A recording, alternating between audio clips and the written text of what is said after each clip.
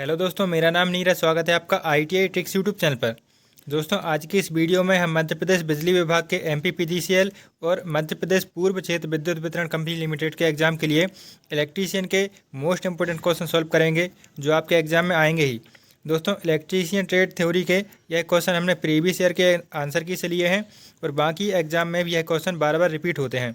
दोस्तों, मध्य प्रदेश बिजली विभाग भर्ती 2026 के एग्ज़ाम के लिए यह वीडियो काफ़ी इंपॉर्टेंट होने वाली है, इसलिए आप हमारे चैनल को ज़रूर सब्सक्राइब कर लेना। यहाँ आपको और भी इम्पोर्टेंट क्लासेस मिलेंगी और एग्ज़ाम से रिलेटेड सारी जानकारी आपको हमारे चैनल पर मिलती रहती है। दोस्तों, लाइन परिचालक, प्लांट असिस्टेंट इलेक्ट्रिकल के एग्ज़ाम की तैयारी करने के लिए चलिए शुरू करते हैं हमारा वीडियो। प्रश्न एक, विद्युत सप्लाई के तार से चिपके व्यक्ति को दूर करती है। यदि कोई व्यक्ति विद्युत सप्लाई के तार से चिपक जाता है तो उसे दूर करने के लिए हम रबड़ के दस्ताने या सूखी लकड़ी का उपयोग करते हैं, इसलिए ऑप्शन एक हमारा सही होगा। प्रश्न दो, लाल रंग का बॉर्डर तथा लाल रंग की क्रॉस पट्टी किस प्रकार के सुरक्षा चिन्ह में बनाई जाती है? तो इसका राइट आंसर है दोस्तों निषेधात्मक चिन्ह। निषेधात्मक चिन्ह हमारे इस प्रकार दिखाई देती हैं एवं इसमें लाल रंग का बॉर्डर एवं लाल रंग की क्रॉस पट्टी होती है। प्रश्न तीन, सूचनात्मक चिन्ह के संबंध में निम्न में से कौन सा कथन सही है? इनकी पृष्ठभूमि नीली होती है, इनकी आकृति वृत्ताकार होती है, इनकी पृष्ठभूमि हरी होती है, इनकी आकृति त्रिभुजाकार होती है। सूचनात्मक चिन्ह हमारे इस प्रकार दिखाई देते हैं एवं जैसा कि आप देख रहे हैं इनकी ये हमारे वर्गाकार आकृति में बने हुए हैं एवं इनकी पृष्ठभूमि हरी है एवं सफ़ेद रंग से चिन्ह बना है, इसलिए ऑप्शन तीन हमारा सही होगा। इनकी पृष्ठभूमि हरी होती है। प्रश्न चार, इनमें से कौन सा मार्किंग औजार नहीं है? हमें बताना है कि कौन सा मार्किंग औजार नहीं है। स्क्राइबर हमारा मार्किंग औजार होता है, स्निप हमारा मार्किंग औजार नहीं है, जबकि पंच भी हमारा मार्किंग औजार है, डिवाइडर भी हमारा मार्किंग औजार होता है, इसलिए ऑप्शन दो हमारा सही होगा, क्योंकि स्निप हमारा मार्किंग औजार नहीं है। स्निप हमारा एक कटिंग टूल होता है। प्रश्न पाँच, हैमर का आकार खालिस्तान के विवरण द्वारा दिया जाता है। ऑप्शन से पिन की लंबाई, फेस के व्यास, हैमर के भार या हेड की ऊंचाई। तो इसका राइट आंसर है दोस्तों हैमर के भार। प्रश्न 6, शीट मेटल को काटने के लिए कितने पिच वाला हेक्सा ब्लेड उचित होगा? हमें शीट मेटल को काटना है तो इसके लिए हमको 32 TPI वाला हेक्सा ब्लेड उचित होता है, जबकि TPI का फुल फॉर्म टीथ पर इंच होता है। प्रश्न 7, परमाणु में निम्न प्रकार के कण पाए जाते हैं। जैसा कि हम जानते हैं परमाणु के नाभिक में प्रोटॉन एवं न्यूट्रॉन पाए जाते हैं, जबकि इसके चारों ओर विभिन्न कक्षाओं में इलेक्ट्रॉन चक्कर लगाते हैं। इस प्रकार परमाणु में कुल 3 प्रकार के कण पाए जाते हैं, इसलिए ऑप्शन दो हमारा सही हो जाएगा, इलेक्ट्रॉन, प्रोटॉन एवं न्यूट्रॉन। प्रश्न 8, धारा प्रवाह के लिए न्यूनतम आवश्यकताएं हैं। इस प्रश्न का उत्तर ITI के प्रत्येक स्टूडेंट को मालूम होता है, क्योंकि धारा के प्रवाह के लिए न्यूनतम अर्थात कम से कम आवश्यकताएं वोल्टेज स्रोत एवं चालक होती हैं, इसलिए ऑप्शन दो हमारा सही होगा। प्रश्न 9, विद्युत आवेश मात्रा की SI इकाई है। इसका राइट आंसर है दोस्तों कूलाम।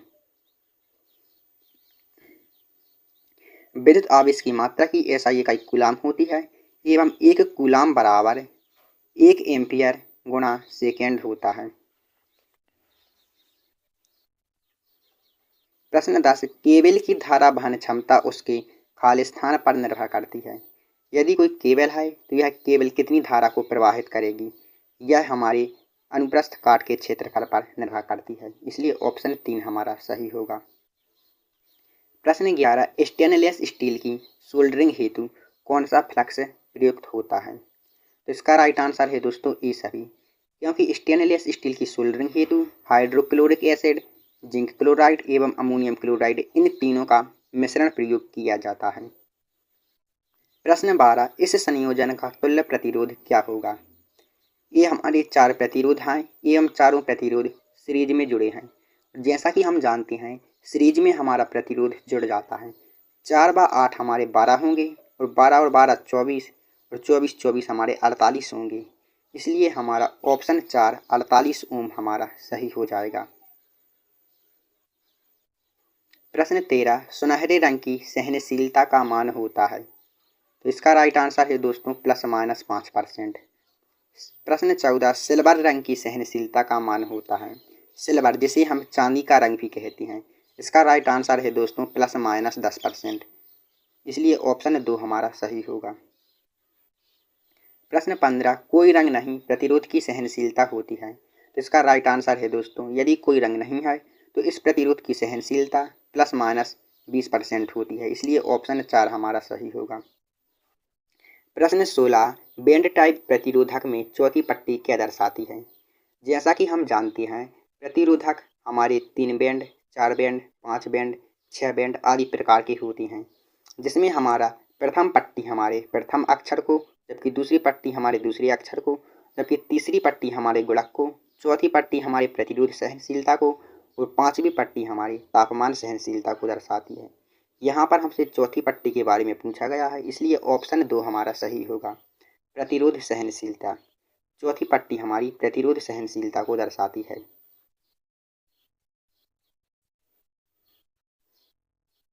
प्रश्न 17, बिस्मथ और एंटीमनी किस प्रकार के पदार्थ के उदाहरण हैं।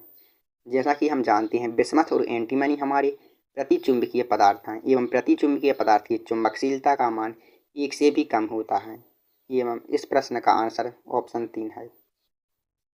प्रश्न 18, बिस्मथ और एंटीमनी प्रतिचुंबकीय पदार्थों के उदाहरण हैं, इनकी चुंबकशीलता कितनी होती है।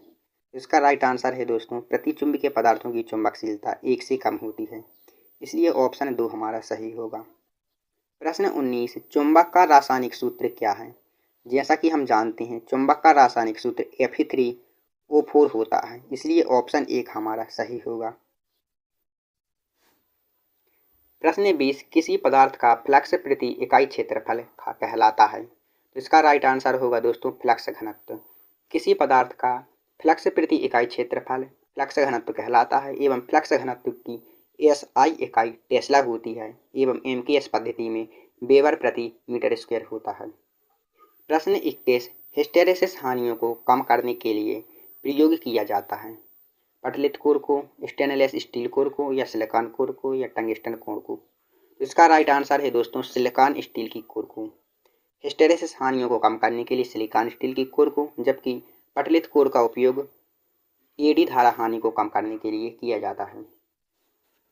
प्रश्न 22, AC परिपथ का पावर फैक्टर खालिस्तान होता है। तो इसका राइट आंसर है दोस्तों AC परिपथ का पावर फैक्टर 0 और 1 के मध्य होता है। इसलिए ऑप्शन 3 सही होगा, जबकि DC परिपथ का पावर फैक्टर 1 होता है। प्रश्न 23, किसी शुद्ध ज्या तरंग के लिए अल्टरनेटिंग करंट का औसत मान होगा। इसका राइट आंसर होगा दोस्तों 0.636 गुणा धारा के अधिकतम मान के बराबर। इसलिए ऑप्शन 2 हमारा सही होगा।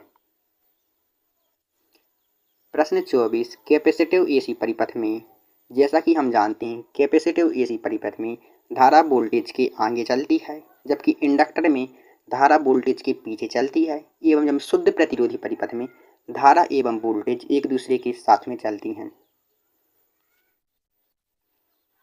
प्रश्न 25, धारिता खालिस्तान से प्रभावित नहीं होती है। धारिता का सूत्र C बराबर ε0 A/D होता है, जहाँ पर C धारिता, ε0 हमारा परावैद्युतिक पदार्थ, जबकि A हमारे प्लेट का क्षेत्रफल, D हमारे प्लेटों के बीच की दूरी है एवं इसमें आवृत्ति का नहीं आई है। इसलिए ऑप्शन D हमारा सही होगा। धारिता हमारी आवृत्ति से प्रभावित नहीं होती है। प्रश्न 26, धारितीय प्रतिघात का मान परिवर्तित होता है। धारितीय प्रतिघात XC बराबर 1/2 पाई FC होता है। सूत्र से हम देखते हैं कि हमारी जो धारितीय प्रतिघात होता है यह फ्रीक्वेंसी के व्युत्क्रमानुपाती होता है। इसलिए ऑप्शन 2 हमारा सही होगा। यदि आपसे धारितीय प्रतिघात का मात्रक पूछा जाए तो आपको बताना है धारितीय प्रतिघात का मात्रक ओम होता है। प्रश्न 27, पावर फैक्टर होता है। पावर फैक्टर हमारा प्रतिरोध एवं प्रतिबाधा का अनुपात होता है। इसलिए ऑप्शन 2 हमारा सही होगा। प्रतिरोध और प्रतिबाधा का अनुपात ही पावर फैक्टर होता है। प्रश्न 28, 3 फेज सप्लाई के संयोजन अधिकांशतः खालिस्तान में होते हैं। तो इसका राइट आंसर है दोस्तों स्टार संयोजन और डेल्टा संयोजन में। इसलिए ऑप्शन 3 हमारा सही होगा। प्रश्न 29, डिस्चार्ज बैटरी का आंतरिक प्रतिरोध घट जाता है, वही रहता है, बढ़ जाता है, ऋणात्मक हो जाता है। यदि कोई बैटरी डिस्चार्ज हो जाती है तो उसका आंतरिक प्रतिरोध बढ़ जाता है। इसलिए ऑप्शन 3 हमारा सही होगा। प्रश्न 30, निम्न में से कौन सी अनुरक्षण मुक्त बैटरी नहीं है? अर्थात वह कौन सी बैटरी है जिसमें अनुरक्षण की आवश्यकता ज़्यादा होती है? तो इसका राइट आंसर है दोस्तों lead acid battery. Lead acid battery में बहुत प्रकार के दोष होते हैं, जैसे कि सल्फेशन, बकलिंग, कोरोजन आदि दोष होते हैं। इसलिए इस बैटरी के अनुरक्षण की ज़्यादा आवश्यकता होती है। प्रश्न 31, यदि बैटरी को उच्च दर पर अति आवेशित या निरावेशित करें तो क्या होगा? तो इसका राइट आंसर है दोस्तों बकलिंग दोष हो जाएगा। यदि बैटरी को उच्च दर पर आवेशित या उच्च दर से निरावेशित किया जाता है तो बैटरी में बकलिंग दोष हो जाता है। बैटरी को हमें 25 एम्पियर से ज़्यादा एम्पियर पर चार्ज एवं 5 एम्पियर से ज़्यादा एम्पियर से डिस्चार्ज नहीं करना चाहिए। प्रश्न 31, प्रत्येक सौर सेल में खुला परिपथ वोल्टेज कितनी होती है?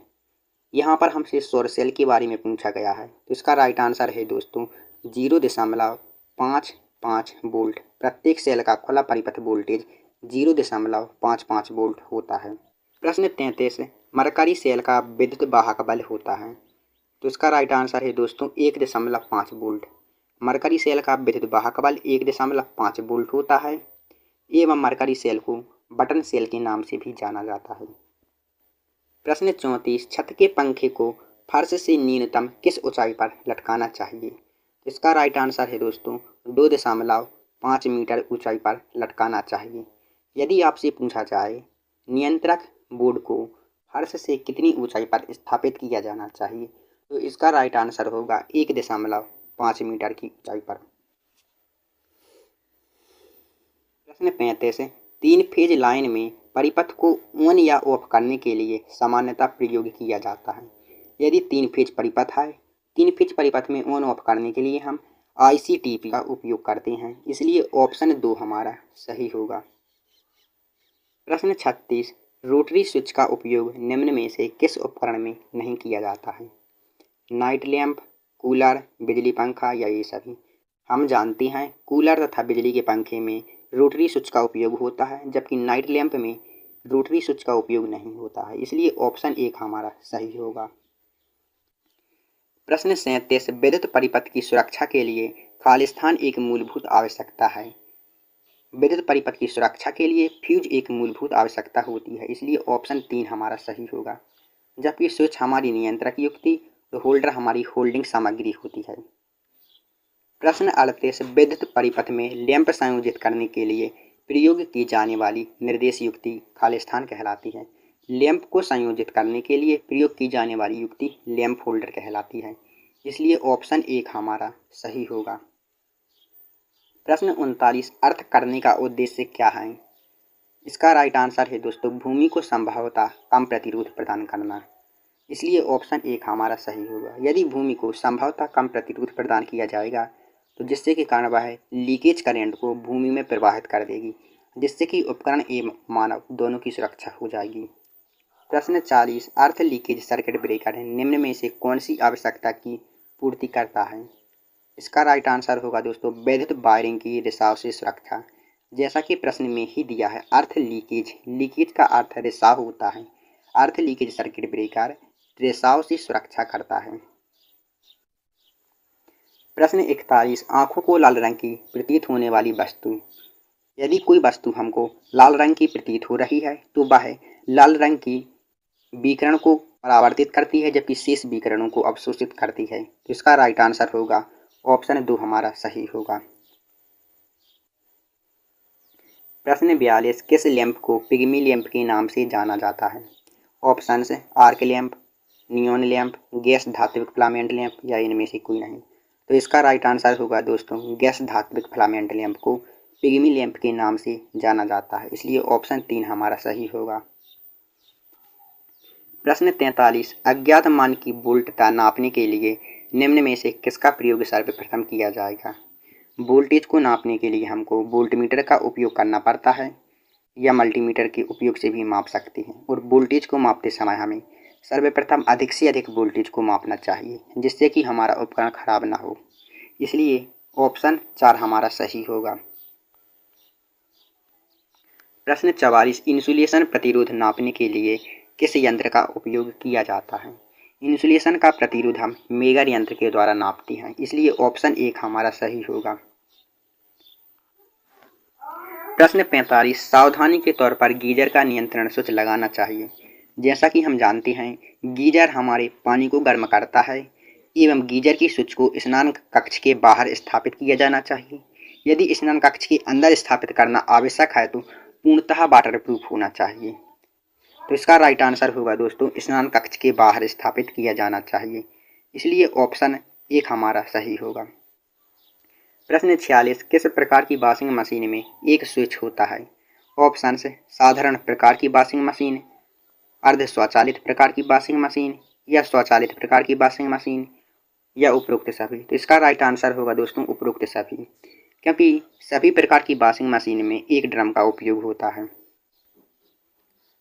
प्रश्न 47 एक ट्रांसफार्मर के ब्रीदर में प्रयोग होने वाला ताज़ा सिलिका जेल का रंग खालिस्तान होता है। इसका राइट आंसर होगा दोस्तों ताज़ा सिलिका जेल का रंग सफ़ेद होता है, इसलिए ऑप्शन 2 हमारा सही होगा। जबकि वह नमी को अवशोषित करने के बाद यह नीले रंग का हो जाता है। प्रश्न 48 नमी सूखने के बाद सिलिका जेल खालिस्तान रंग का हो जाता है। तो इसका राइट आंसर होगा दोस्तों नमी सूखने के बाद सिलिका जेल नीले रंग का हो जाता है, इसलिए ऑप्शन 3 हमारा सही होगा। प्रश्न 49 ट्रांसफार्मर में शून्य लोड धारा का कार्य है। ऑप्शन से कोर में चुंबकीय क्षेत्र उत्पन्न करना, शून्य लोड पर लोह क्षतियों को वहन करना, दोनों या इनमें से कोई नहीं। इसका राइट आंसर है दोस्तों दोनों, क्योंकि ट्रांसफार्मर में शून्य लोड धारा का कार्य कोर में चुंबकीय क्षेत्र उत्पन्न करना एवं शून्य लोड पर लोह क्षतियों को वहन करना दोनों कार्य होते हैं। प्रश्न 50 ट्रांसफार्मर में लोह क्षति खाली स्थान पर एवं कॉपर क्षति खाली स्थान पर निर्भर करती है। जैसा कि हम जानते हैं ट्रांसफार्मर में लोह क्षति वोल्टेज पर एवं कॉपर क्षति हमारी धारा पर निर्भर करती है, इसलिए ऑप्शन 1 हमारा सही होगा। Electrician trade tricks WhatsApp group में ज्वाइन होने के लिए कमेंट बॉक्स में नंबर सेंड करें।